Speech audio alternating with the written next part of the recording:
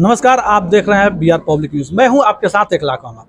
अभी हमारी जो टीम है वो पहुंची हुई है बढ़िया के पुरानी बाजार पे।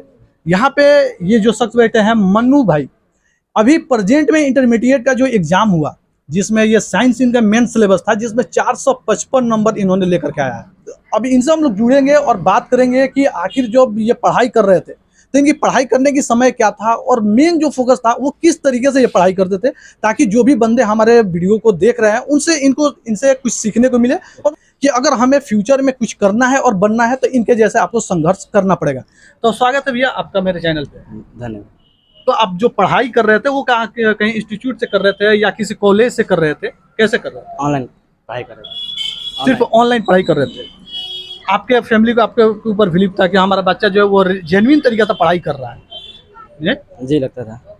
लेकिन ये भी तो है कि ऑनलाइन आप पढ़ाई कर रहे थे, लेकिन फिर भी वहाँ पे बहुत सारे आपको बाधा आती होगी, उसके बीच में बहुत सारे समस्या आते होंगे, बहुत ऐसे क्वेश्चंस होता होगा जो आपसे सॉल्व नहीं हो पाता था या ऑनलाइन समझ में नहीं आता था। उसके लिए बहुत सारे लोग एक नहीं दो तीन कोचिंग ज्वाइन किए रहते हैं। तो ऐसा आपने नहीं किया?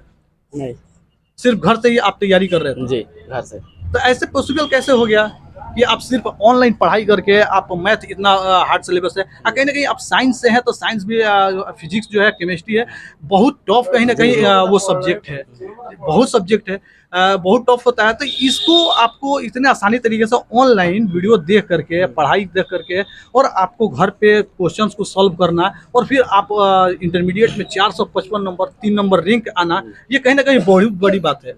तो इसके लिए मतलब आप पढ़ाई किस तरीके से करते थे? एक ही बार ऑनलाइन पढ़ाई होता था या बार बार उसको पढ़ते थे? घर पे भी रिवाइजिंग कुछ?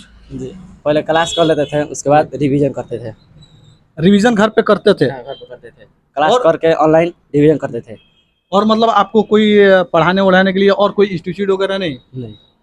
अभी के डेट में तो कोई भी बंदा पढ़ना चाह रहा है, कोई भी लड़का, तो एक लड़का 4 इंस्टीट्यूट में एडमिशन ले रहा है और उसके घर वाले बढ़ चढ़ के उसके एडमिशन दिला रहे हैं, इसलिए कि हमारा लड़का अच्छा से अच्छा पोजीशन लेकर के आए। लेकिन आपके घर वाले ऐसे आपके ऊपर फोकस नहीं किए हैं? नहीं। क्यों? मतलब पहले से ही मैं पता था कि ऑनलाइन अच्छा होता है। एक दोस्त बताया था लोग, क्योंकि ऑनलाइन में सब प्रत्येक सब्जेक्ट का टीचर अलग अलग होता है लोग, जो अच्छी तरीके से समझा देता है लोग। मतलब ऑनलाइन पे आपको बिलीव था कि कहीं ना कहीं ऑफलाइन से बेस्ट हमें ऑनलाइन से कर सकते हैं। हाँ।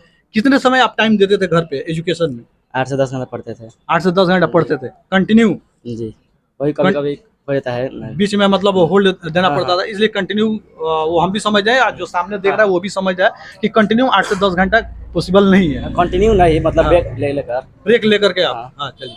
और जो आप या मैथमेटिक्स का पढ़ाई करते थे तो उसमें आपको क्वेश्चन में प्रॉब्लम आता होगा, तो उस वक्त कैसे आपको हेल्प मिलता है? प्रैक्टिस करते थे और एक चैनल से समझ में नहीं आता था, उसको सर्च करके उसका अपना डाउट क्लियर कर लेते थे किसी तरह।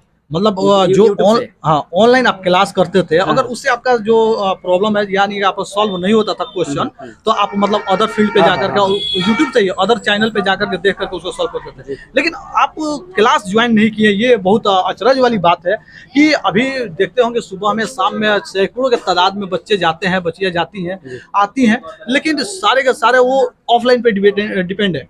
लेकिन आपने अभी के डेट में जो पबजी का जमाना है, सोशल मीडिया का जमाना है, ये सबसे दूर रह करके आपने ऑनलाइन पढ़ाई किया। ये कहीं ना कहीं अगर बात करें तो मेरे ऑडियंस भी जो देख रहे हैं उनके अंदर भी ये बात खटकता होगा कि ये कैसे पॉसिबल है। तो इसके लिए अगर अच्छे से अगर आप समझाएं ताकि उनको भी अच्छे से समझ में आ जाए, हम लोग को भी समझ में आ जाए कि कैसे आप मतलब कर रहे थे। देखिए, पढ़ाई कहीं से कीजिए, मेहनत कीजिएगा तो सफलता मिलेगा। जी, मेहनत किए, ऑनलाइन पढ़िए चाहे ऑफलाइन पढ़िए, मेहनत कहीं से कीजिएगा सफलता मिलेगा।